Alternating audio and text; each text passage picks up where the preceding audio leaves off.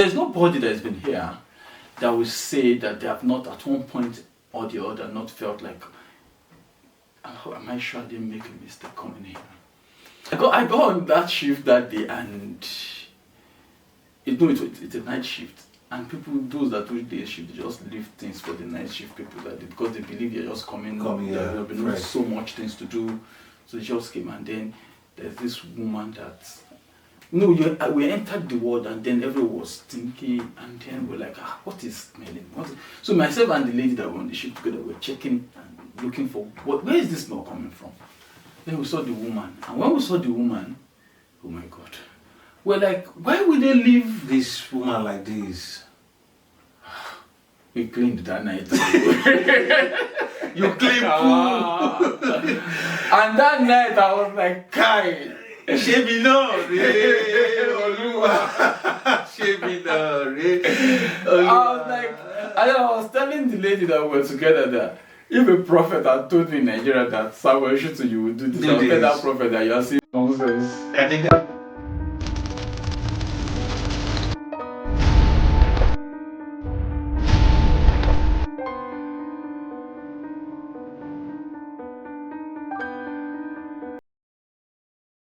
welcome to another wonderful edition of Naija Across Borders, where we go beyond just the journey and dive into the realities, the struggles that people face in abroad. And together with me this edition, I have somebody I respect so much, Mr.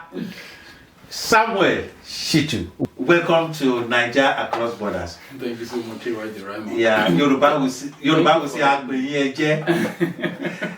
Thank you for having me. Thank you for coming. For the sake of our viewers who may be just meeting you for the first time, could you tell us where you were living in Nigeria and what you were really doing before you left? Okay. Before I came here, I was living in Abuja. I was working with the Federal Airport Authority of Nigeria. So I was basically their data man at the Abuja airport. Data man at the Abuja airport. I was counting aeroplane. What's a great job. So you had a very promising job, if I may say. Yeah. And at what point did you decide to Japa? Because from your own story, it's not joblessness. Some people Japa because they had no job. Could it be the pressure from your wife or insecurity? What really prompted you to Japa? My situation is not a Japa situation. Okay. So I was about to get a job, and then they were like, I needed a master's degree so that I can be graded well for the job. So I went to University of Abuja to do a master's program, and while I think we had even finished the program. So I did MFE, Masters in Financial Economics then. So we had finished it, and then I was about to go talk to the people that were about to give me the job, and then they said that, I think ASU went on strike. So when ASU went on strike, my promising employer now said, okay, give us something, even if it is to whom it may concern, that you finish your dissertation, you're just at the point of getting a certificate. So I went to, and this one I'm talking about, like, it's not like I just finished the exam. I finished the exam maybe 6-7 months ago. Wow. Yeah. So I went to the Department of Economics. Department of Economics said the result is not with them, it is with postgraduate school. I went to postgraduate school said it is not with them, it is with Department of Economics. So I was just doing back and forth. And one is in Gwagalada, the other one is in permanent site. Yeah. So I was just shuttling from my airport office to Gwagalada, from Gwagalada to permanent site. So I was just doing that triangle. Then I got tired, and then I was like, okay, let me just go and do another master's. Okay. So go and do another master's. Here I am. Go and do another master. Are you still doing the master now? No. After how long have you been in the UK? Okay, for this particular purpose, there are 5 years now. You were here to do master. What really attracted you to now stay back in the UK, if I may start from there? Okay, so after the masters, so I went to the University of Sheffield. So after the masters, there were talks about what you can do afterwards. So I did social research in masters, and social research is multidisciplinary. So it's more like, okay, to bring it down now, it's like a prelim or pre-degree in Nigeria. to PhD. Okay. Yeah. So I got a PhD admission, and I was like, okay, should I do this PhD, or should I go back? And then insecurity has started. I started hearing this one has been kidnapped, that one has been kidnapped. I was like, hell no, hell no. So I was still battling with that thought. Then somebody left here and went to Nigeria. So the night he got to Nigeria, he was robbed and he was killed. So it was out of fear now that made you to stay back. So your being in the UK now was out of fear for insecurity. Out of fear, because I don't know what transpired between him and people. I don't know what people heard, but the fact that he just got into the country, and that night something happened to him. So it is, and since then, since I got here, I've not gone back to Nigeria. I didn't like it for 5 years. Again, out of fear. And a lot of people said, no, we are there, this one, and but things happen, and then it turned out into trauma to some people. And how they deal with it is how they deal with it. This is how I'm dealing with mine. Maybe over time, I don't know, maybe later in the year, I'll just summon courage and still do that, but I've not gone to Nigeria since I got here. That is very touching. Okay, if I may ask, the little I know about you, and I'm not saying this to flatter you, you're a landlord in Abuja, I know that. You are at least a big guy in Abuja, let me put that way. Maybe not really one of the Abuja biggest boy, but you are one of the Abuja big boy, a landlord in Abuja, probably in Gwarimpa and the rest. I'm not trying to reveal your identity, but what was the greatest adjustment you had to make immediately you moved to the UK? Okay, so I moved alone, and my family were still in Abuja when I got here, and I don't really know how to cook.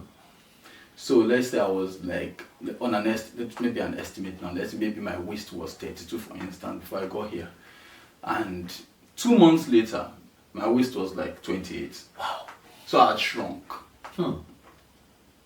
I had shrunk, and I was having a conversation with my wife one night. And then she was like, she's sending the girl with her to give food to Okun. And I'm like, okay, you're sending someone to give food to Okun. Okun is a security guard. But I'm starving here. But I'm still paying Okun, So, but that's one adjustment that I had to face. I was staying in student accommodation. And then, I was staying in student accommodation and just a room, just a tiny room. Everything is tiny here. And then their road is tiny. Everything is tiny. Tiny, yeah. So I had to adjust to that. So that is one major thing I think I adjusted to. The food I'm used to. I've been coming before the masters. Before I came for masters, I've been coming here. So adjusting to the food wasn't difficult. But who will cook it? That is the problem. I've had a talk with a few guests, and one said, when he moved to the UK for 9 months, no job. Some have said, the first job they got was, washing plates, and So, what was the greatest experience that humbled you most in the UK? Okay. In my own instance, I was coming from somewhere. Yeah. So when I got here, and I was just there, I was still waiting, and then pounds turned to 600. Then I met, it was a student accommodation I was staying at that time. So I went to the kitchen, and then I saw some people, and I was like, pounds is now 600. And both of them just looked casually, and they just continued to talk. And I was like, how unbothered? And they were, that they are not bothered, it is not their business, whatever. And then I sat down, I can't continue like this. So I had to talk to someone also in the student accommodation. So he linked me up with a job. I started the job. So what job? The story I just started. What job? Thank you for asking my question for me. What job? What job? So it was a care job. It was a care job, and I have no experience whatsoever. But it was like So I was like a little reluctant. I don't want to do it. I don't want to go. And he was like, So he spoke in Yoruba to me. Oh, go, Kinro. And please, for viewers who may not know what care job is all about, care job is taking care of people with dementia, autism, elderly, people with disabilities, and sometimes you have to change their is it pampers? You pack their poop. Okay, I'm trying to be careful. No, don't forget, you pack their poop and clean. Yes, like you're changing diaper for a child. For a child. For a toddler or an infant, that kind of thing. So when I got there, that's your first no, I couldn't do. And then they had to report me on that shift there. And then they had to call me that, have you done this work before? I said, no, I will do it, don't worry. So I managed, but I was lucky because there were some other Nigerians present. So they guided me, they made it easy for me that night. And then I cracked on from there. Yeah, but I was still in the uni, so I'll go to school, I'll still do that. I'll go to school, I'll still do that. So I was doing that weekends, Friday, I was doing nights. So I'll do Friday night, Saturday night, Sunday night, then Monday morning I'm back to class. Yeah. If I may ask, what is one thing you wished somebody had told you back then in Nigeria before facing this reality? Like I said, in my own instance, I've been coming. Okay. So I have an understanding of things. But I still didn't like that because I was trying to weigh my options regarding what to do. So someone that said factory, but then I heard another person that told me that factory that I'm going to work from. I did factory. I'm going to track from. They can bring something in Z, then they say go and bring another thing from M. That all through the shift they are just working, and that you may work 30,000, 30 whatever. That one that you said 30 steps, 30,000 steps. And I was like, can I actually survive doing that? I don't think so. So I don't need something that is going to take so much, that requires so much energy. So I just need something that just requires me to just save. For those who may be interested, I did a warehouse job where you have to stand for like 12 hours.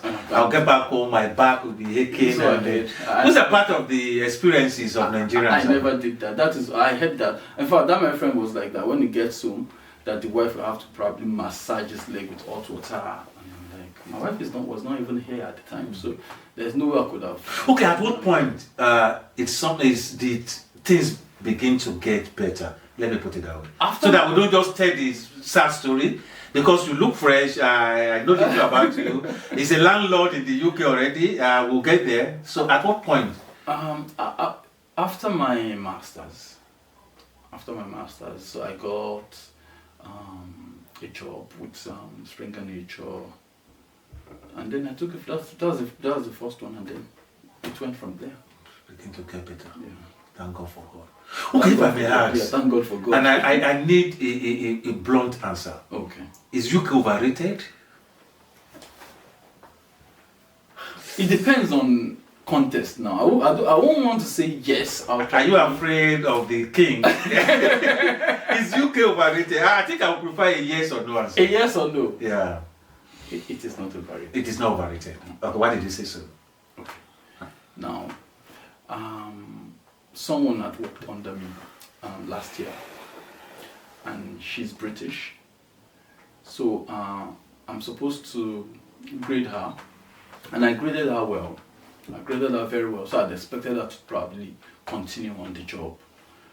But she said to me that she does not. She has a 2-year window to decide if she wants to take the job or she does not want to take the job. And she was like, she wants to go to Kenya to teach.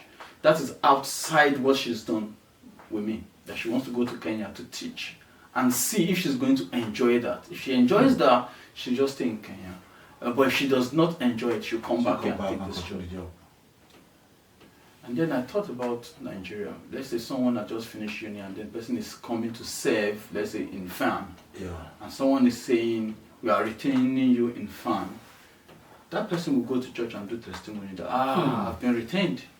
Not because that person wants to stay in farm. Not because the person enjoys what they're doing in farm. But what option have they got? Yeah. So because of that, I would say the UK is not. So UK will present you with so many options. Yeah. I like that.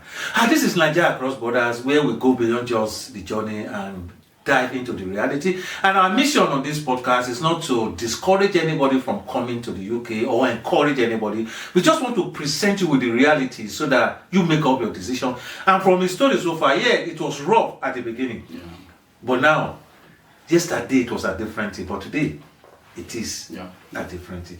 Okay, if I may ask, Mr. Shitu Samuel, do people back home in Nigeria think you are richer than the way you are? Of course, I know you are a landlord here. I'm not blowing your trumpet because I'm privileged to be close to you. You're a landlord in Nigeria, a landlord here. But like you said, when you came in, you were living in a room. But today, see what God has done.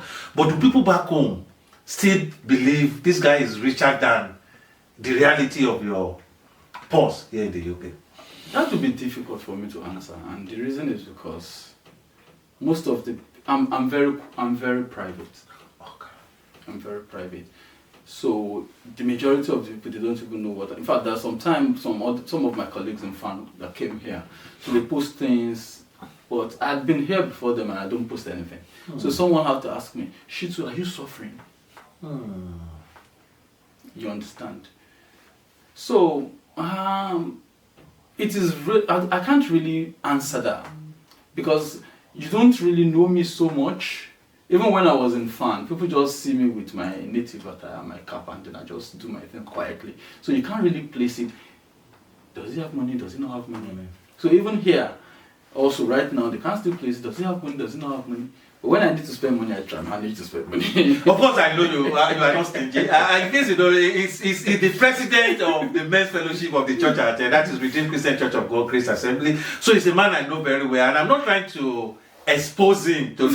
I'm not saying you start asking him for money, but I'm just trying to celebrate the grace of God upon his life. He's a landlord. He started as somebody living in a room, but today God has helped him. He has his own house, and I could remember there was an interview I had with you when we were promoting a program, and you said your next target is to do your second mortgage, to have a second house. So just to also encourage people who are determined to come to the UK, Canada, or USA, yes, you can really make it big here, but be prepared for the challenges.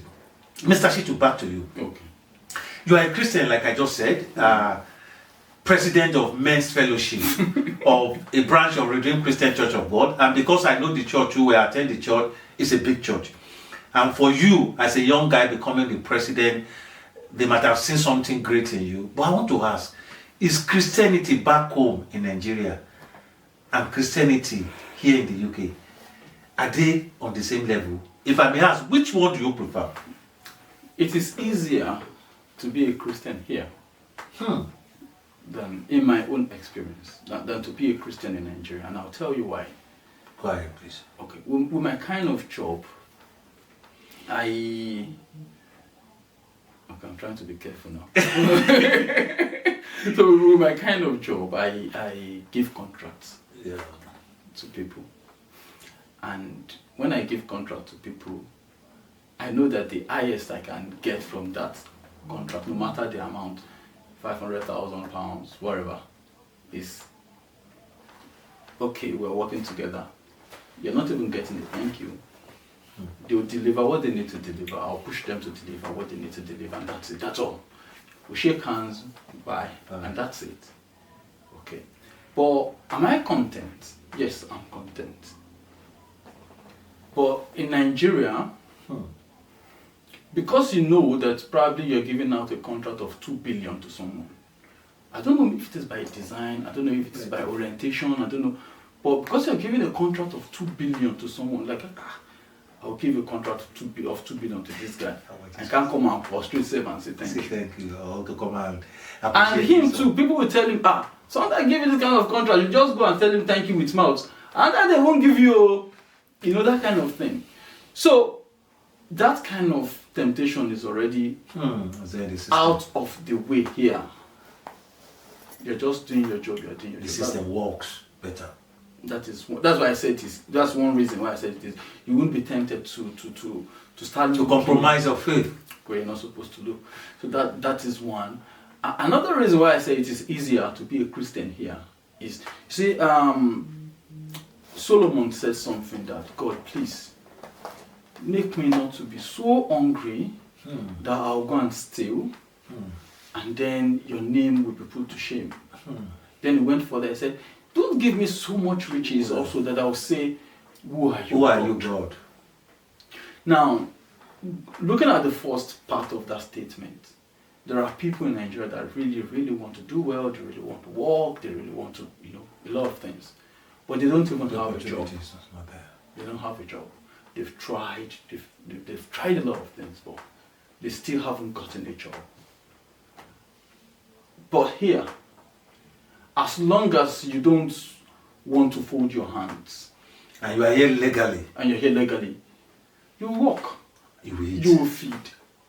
See, and there's this Yoruba adage that, okay, let me not say it in Yoruba. No, I say, When it's is out of poverty. Poverty is gone. So if I know that my daily bread is secured, serving God won't be so difficult.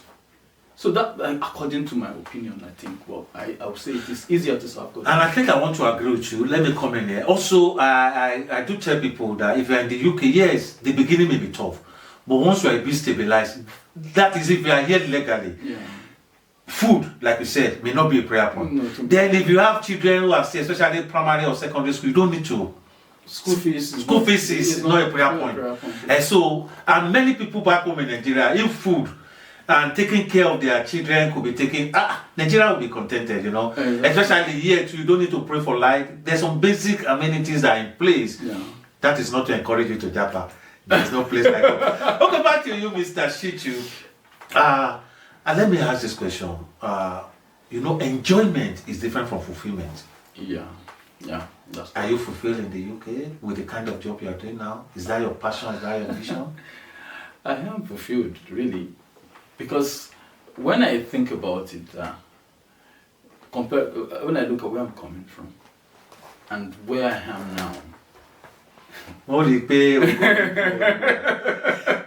maybe like someone has said I'm among the 1%, but whatever interpretation they want to give to it, I think, I'm fulfilled. I doubt if I will do better in Nigeria than I'm doing now. If I'd been in Nigeria, I don't think I will. I don't know. So are you saying no regrets of relocating to the UK? I have no regret whatsoever. No regret. No, Some people regretted it, but you no regret. You see, the issue about regret, there's nobody that's been here that will say that they have not at one point or the other not felt like, am I sure I didn't make a mistake coming here? You just helped me with a question now. I had that moment. Have you had that moment? What led to that? I did. That you almost regretted of coming? Okay, so I was still doing care. Back to my care days, I was doing care. And I got on the shift. I know where you're coming from, Nigeria, you're coming with this kind of mindset. Maybe consider and looking at where you're coming from, your kind of job, the kind of people under you, those kind of things, and then you're coming like that. So maybe you're a boss in your own right. And then here at 21 you're done with school. Maybe at 21 you're a nurse. And now you're a nurse, you're in charge. And you see one bros, and you're telling the bros politely, they're very polite, British people are very polite.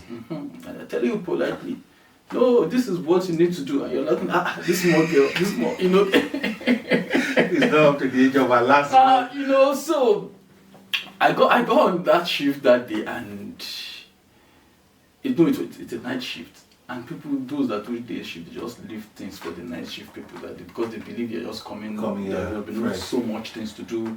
So they just came, and then there's this woman that we entered the ward, and then everyone was stinky, and then we're like, what is smelling? So myself and the lady that were on the shift together were checking and looking for where is this smell coming from? Then we saw the woman, and when we saw the woman, oh my God, we're like, why would they leave this woman like this? We cleaned that night. You cleaned poo.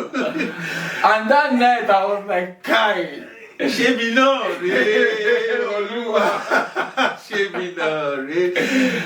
was like, I was telling the lady that we were together that if a prophet had told me in Nigeria that Samuel Shitu you would do this, I would tell that prophet that you are saying nonsense. I think I have civilized, right? But it is what it is. Yeah. But thank God today is a better story. Exactly. Moving forward,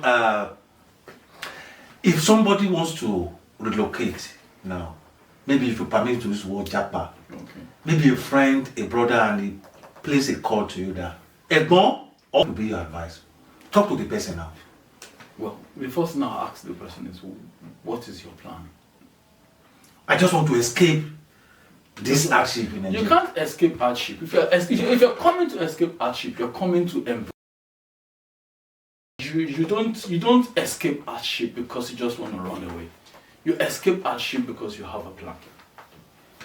Because you have a plan. For instance, so people see me and then they're just like, you're just fresh. But I didn't have a plan to stay per se. But when I decided to stay, You had a plan. I had a plan. And number one, you see, success here is not wishful thinking. You know, in Nigeria, success is you go to the mountain, you pray, you fast, yes. Pastor pour anointing oil on you, lay hands, lay stomach. I pray every day. I know. I pray every day. But success here is not solely determinant. The sole determinant of success here is not prayer and fasting. It's not wishful thinking. You have to put in the job, the work. I was showing someone the number of sorry we regret that I got only on civil service jobs. And then I was scrolling. The person came for interview, that I should prepare them for interview. So we're having a conversation. I was like, even if this interview didn't go well, don't worry. And then the person saw all of it. I was like, this is only civil service. Wow. You know, but the majority of us, we just want to wish it happened overnight. So if you're coming, I'll ask you, what are you coming to do? What's your plan? So if you're coming to do international business management, stay in Nigeria. Because you will come, except you don't mind doing care for a very long time. So if you're coming to say, let's say, nursing, please start coming. Radiography, fly and start coming. Cybersecurity, start coming. But international business management. I know these British people, they have a very fine way of packaging those master's degree courses. They give you one name and then you just... And I think, with due respect, let me come in here. We want to make this podcast as real as possible. This was one of the mistakes we made, my family. When we were coming, sincerely, we just wanted to leave. My wife applied, she did international tourism and aviation management. You know, like I said, my intention was just to stay for 1 year after a master's, then go to Canada to continue my own vision, which is I had admission in Toronto Film School, which is still pending up to now. And I'm here for over 3 years because after the master, we now discovered that international tourism and aviation management is not viable. But you wouldn't know. You wouldn't know, you know. So and that's what I'm saying. You have a plan. You need to have a plan. And again, countries, different countries, different skill shortage. Yeah. You have to understand that. Let's say you're going to Ireland, you have to understand what skills are shortage. What skills do you have in shortage there? You're going to maybe Netherlands, you have to think about, okay, what skills do you have in shortage there? You're coming to the UK, you have to understand, okay, what skills do you have in shortage there? If you're not among that sphere of people in that kind of job, and probably you're not doing a master's to learn that, I don't think you should. And to conclude that story, because if my wife is watching, you say, why didn't I say the ending part of it? It took her 3 years to find her feet. And which, you know, thank God today, as we are talking now, maybe 3 or 4 months ago, she has found her feet doing the job she had wished. So, but it took her 3 good years because we didn't know better. Tenacity, but thank God it will get better. But just for those who are watching, if you want to Japa, have a plan. Japa, but have a plan. Have a plan.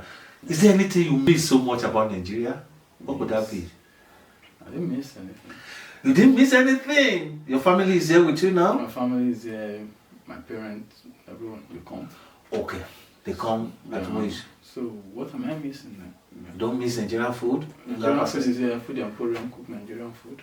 So you just did that for Food Emporium? They need to pay for this. So in Sheffield, if you want to enjoy Nigerian food, local food, go to Food Emporium. Yeah, so they are there. I think I know the guy is my friend. I can do that for him free. Thank you. And I'm a lovely one. So Food Emporium is all the better. But on standard kind of amala. That's what I will say. Okay, I heard that UK is very boring, or could be very boring. When it comes to romance, social life is low. Have you experienced loneliness or boredom at any point in time? Yeah, that is correct. UK is very, very boring. It is very boring. For instance, most times when you see people gather to do maybe a party or something in Nigeria, the majority of the people you see in that gathering will be colleagues from work. Well, I just had my daughter's 10th birthday. You were there. I was there. How many people did you see there? You see. So it is, I don't know, it is a very boring country. It is a very boring country. But then we are Nigerians. Again, that is part of the plan. Tenacity. You have to. That is part of. So you have to create an environment for yourself so that you won't be bored. That is just the way it is. Will you be honest with this next question? Absolutely.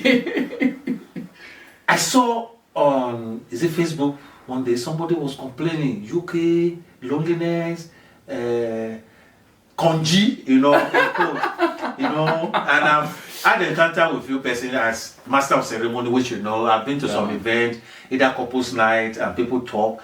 I've heard a lot of men complain about being starved of sex. I feel, is it true, or have you experienced compared to what you used to enjoy maybe 4 times in a week? Because here, shift, you are working, your wife is working, and sometimes I feel, how are you managing that?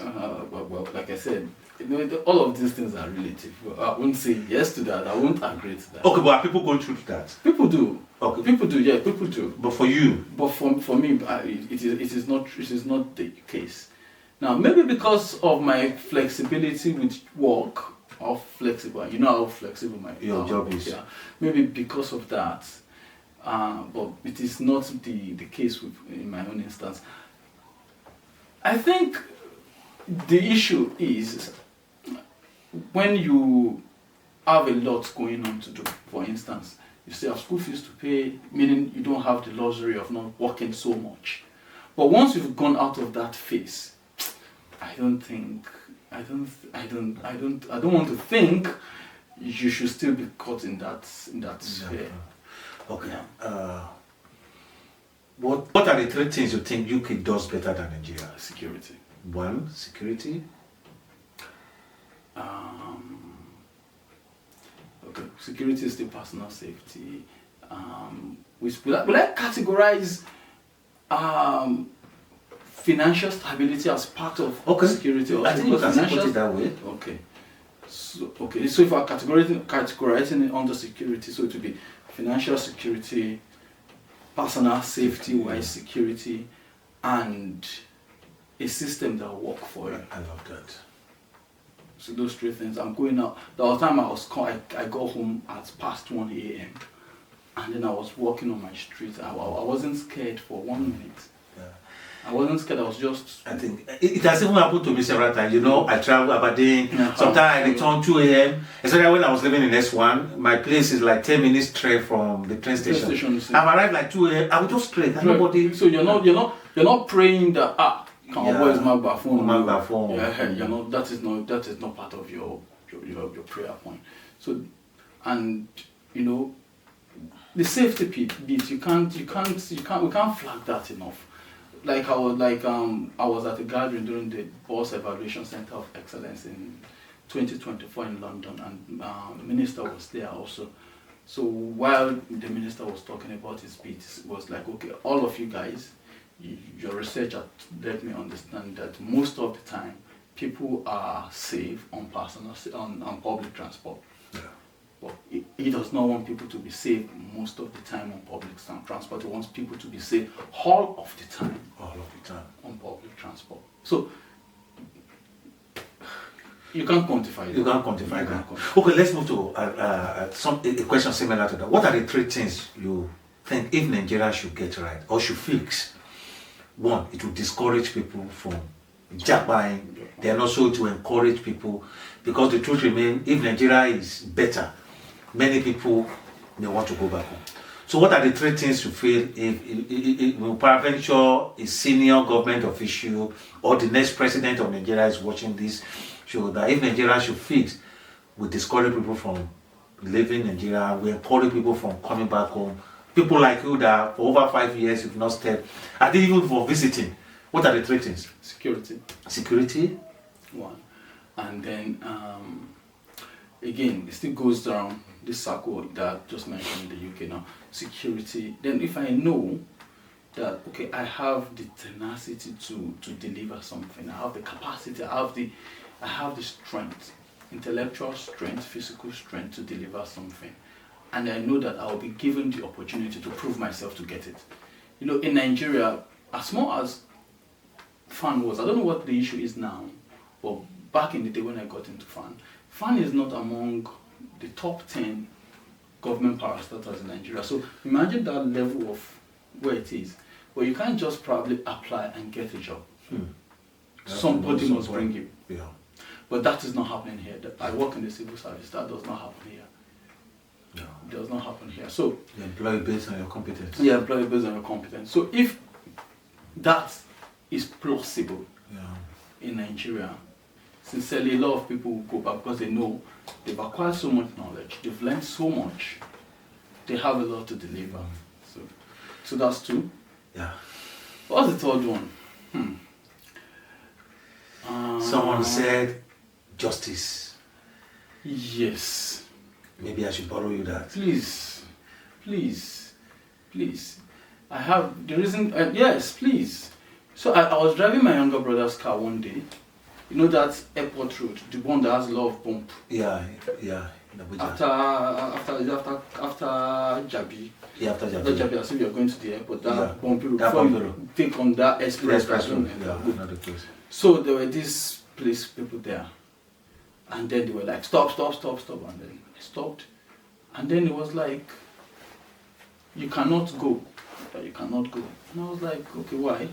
And it was like, that, who is the owner of this car? I was like, it's my younger brother's car. And I was like, okay, where's the younger brother? I said, my younger brother is at home. Can you identify yourself? I showed them my fan ID card. So it was like, okay, wait. So when the boss now came, the boss now said, you can't go like that too. You can't just go like that too. I mean, I understand the language, let me go. So that's why they let me go. That was like, the other person that stopped me first was like, no, you can't still go. That you can't still go.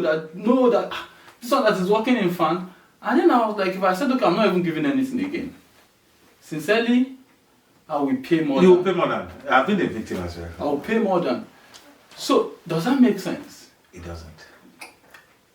People have died because of things like that. Discussion can go south. I'm not giving, you're giving, I'm not giving, you're giving, and then A lot of people have died. a lot of people have died. Did they get justice? No.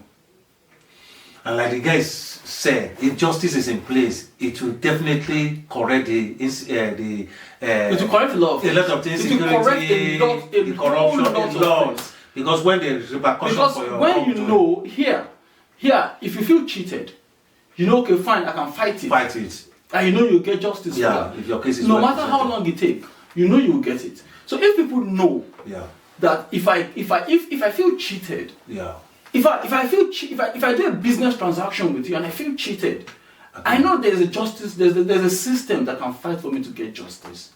Since in fact everything I said since, all of the things I mentioned before, get justice right to fall in place. And our justice system, I'm not calling lawyers or judges, I'm just talking. Please. It's like one of the biggest problems of Nigeria. Because someone is left, for instance, let's say FIRS now. FIRS is bugging you. You feel this is not right. You can't even fight them. But here you can fight government. You can fight government. You can fight government. But you can't do anything. Sincerely, in fact, like I said before, everything that's mentioned earlier, take them away. This justice, fix it. Every other thing will fall in place. Fix justice, every other thing will fall in place. This is, we have so many people like you, forgive me to put it that way, who left Nigeria 5, some even 10 years ago. They've not come back home. What advice do you have for them? Do you want to tell them to keep saying bye-bye to Nigeria? No, you can't say bye-bye to Nigeria. Okay, please talk to your colleagues. You can't say bye-bye, because I am not saying bye-bye to Nigeria. Okay. I'm not saying bye-bye to Nigeria. You can't say bye-bye to Nigeria, because anyhow you want to look at it, even if you're a British, if I'm a British now, I'm a Nigerian first. So you can't say bye-bye to Nigeria. No matter what it is there, it is still our country. We still identify with it. No matter who I am, I'm a Nigerian. I'm proudly Nigerian. So we still identify with it. So people that are not, that are like me, I don't know what reason, like I told you, my mind is out of fear. Yeah. So I don't know what reason they've got, but I'll say, please, let's do better. I hope to do better this year. So even if it's just to go and see. And how do you think Nigeria in diaspora could contribute to the betterment of that great country called Nigeria? Invest. You don't have to invest money alone. You can invest resources. You can invest, like for instance, I work in accessible and inclusive travel. And how many do we even have a public transport in Nigeria to start with? I can reach out and say, okay, this is what I'm doing here, and this is how it's working. Because someone that is probably blind in Nigeria, I'm not sure they can go out. Yeah, but here you can go out. People alone. You can go out. I've seen them a lot with their, you're right. They can go out by themselves. So you see, like I said, okay, this is what I'm doing here. I'm not sending money. I'm just probably sending an information somehow. That this is what I'm doing here, this is how I've been doing it, this is how you can do it if you want to do it. And probably leave it to them. You've done something.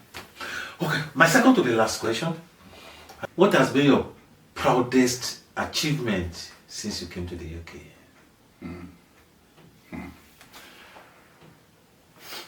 Okay, for some of us, satisfaction is not money. Yeah.